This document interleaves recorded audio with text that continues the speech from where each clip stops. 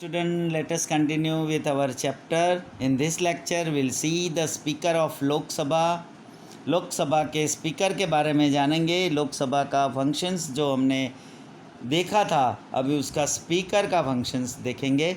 The main function of the speaker is to see that the proceedings of the Lok Sabha gets organised in a prescribed form to maintain discipline, order and dignity of the houses are the topmost functions of the speaker. Speaker का सबसे बड़ा function, जो main function है, वो लोकसभा की proceedings को organise करना, जो उसका प्रिस्क्राइब फॉर्म है, उसमें डिसिप्लिन मेंटेन होना, ऑर्डर और डिग्निटी ऑफ द हाउसेस, दोनों हाउस का रिस्पेक्ट रहे, डिग्निटीज रहे, ये उसका स्पीकर का मेन रिस्पॉन्सिबिलिटी है।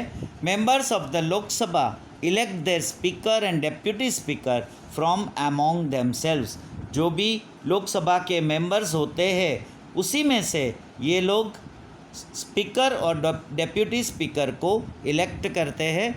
The speaker presides over the session of the Lok Sabha and maintain and controls it's functioning. दो स्पीकर जो है वो लोकसभा की सेशन को चेयर करते, प्रिसाइड्स करते हैं एंड कंट्रोल्स को मेंटेन करते हैं। The speaker aspects discipline from the members in the Lok Sabha. Lok Sabha में जितने भी मेंबर आए हैं, वो स्पीकर उससे डिसिप्लिन एक्सपेक्ट करते हैं। The speaker is the protector of the dignity of the house. जो हाउस का रिस्पेक्ट को प्रोटेक्ट करने वाला स्पीकर होता है। His decision in the house are final and conclusive. उसका जो भी डिसीजन होगा वो हाउस के लिए वो फाइनल होगा और कंक्लूसिव मतलब अनआर्ग्यूएबल होगा, कोई उसके लिए आर्ग्यू नहीं कर सकता।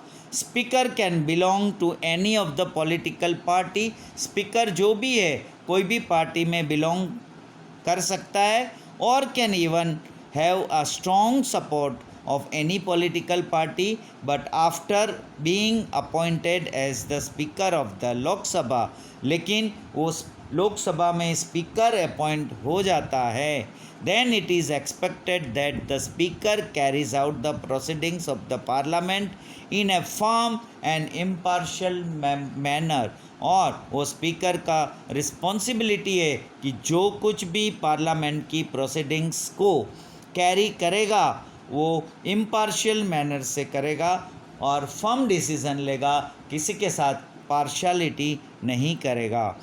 Bye gaining a majority of the members of the Lok Sabha, Lok Sabha में जो भी मेजॉरिटी आ जाता है on a resolution to remove the speaker, with this a speaker can be removed from his post by giving a 14 days notice period। अगर speaker को अपने space से, पोस्ट से रिमूव करना है तो रिजोल्यूशन लोकसभा में मेंबर्स का मेजॉरिटी से पास होना है और स्पीकर को 14 दिन का नोटिस देना पड़ेगा, 14 दिन पहले, उसके बाद ही रिमूव कर सकते हैं। All the speeches and criticisms in the Lok Sabha is done by addressing the speaker only. Lok Sabha में जो भी स्पीच हो रहा है या जो कुछ भी क्रिटिसिज्म हो रहा है, वो स्पीकर को ही एड्रेस करके बोलना है। The working in both the houses of the parliament can be carried out in either Hindi और इंग्लिश।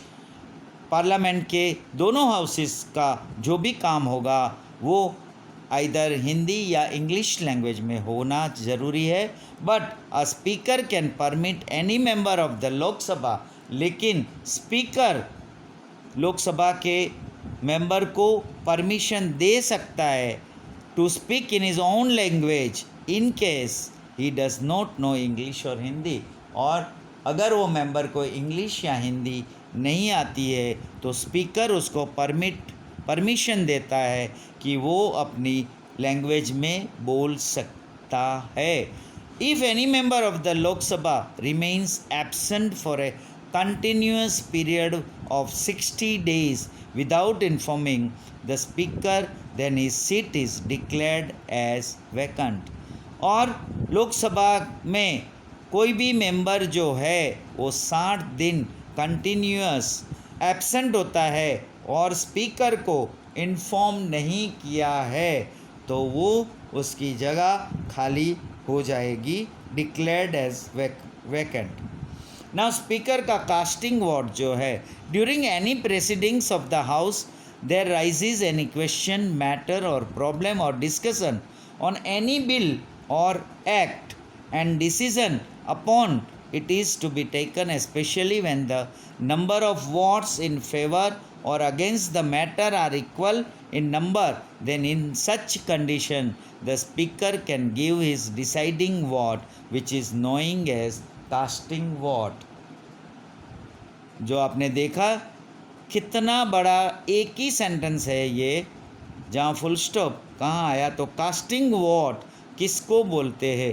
तो जो भी ये हाउस में प्रोसीडिंग्स होता है जिसमें बहुत सारे क्वेश्चंस अराइज होते हैं, मैटर होती है, प्रॉब्लम्स होता है, डिस्कशन होता है बिल या एक्ट के बारे में, और जो भी डिसीज़न लिया जाता है वो नंबर ऑफ वोट्स, जो भी मेंबर है उसका वोट के नंबर के ऊपर उसका डिसीज़न लिया जाता है, इन फेवर और अगेंस्ट द मैटर, जो भी इनके फेवर में है या अगेंस्ट द मैटर है, और उस कंडीशन पे अगर वहाँ इक्वल नंबर आ जाते हैं दोनों बाजू, मतलब जितने मेंबर है, सपोज 100 मेंबर है तो दोनों जगह पे 50-50 है, मतलब 50 हाँ बोल रहे हैं, 50 मना कर रहे हैं, तो ऐसी सिचुएशन में डिसीज़न लेने के लिए the speaker can give his deciding vote, और स्पीकर एक डिसीज़न वोट दे सकता है जिसको हम कास्टिंग वोट बोलते हैं.